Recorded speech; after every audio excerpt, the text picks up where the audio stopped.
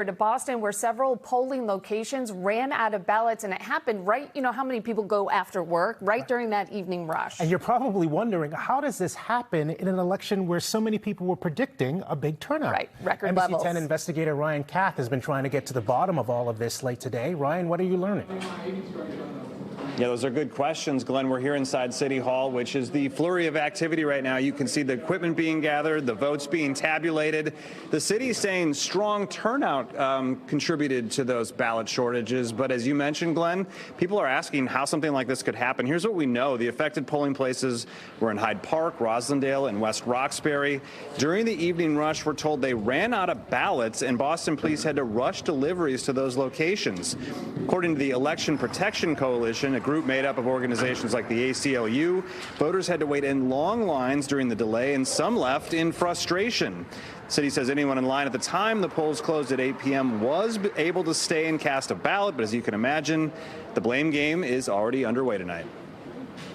I mean, especially coming out of work, it's a little upsetting and a little frustrating just because, you kind of just want to go in and out very quick, vote, get out, go home, do what you have to do. Very disappointing. The City of Boston Election Department did not prepare for this election. They were caught flat-footed, and it was a lack of leadership.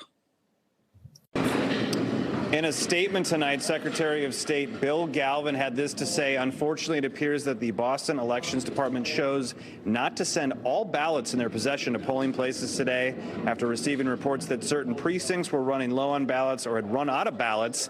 Secretary Galvin instructed the Boston Elections Department to send ballots to polling locations using police cars to deliver them as quickly as possible. So we have questions. I'm sure some of you have questions.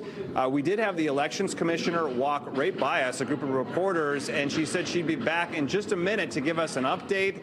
That, however, was about 3 hours now. We know she's back there somewhere in the offices, but we have not gotten an update or a chance to ask some of those questions about why there were shortages at some of those locations. We're live tonight at Boston City Hall. Ryan Kath, NBC 10 Boston.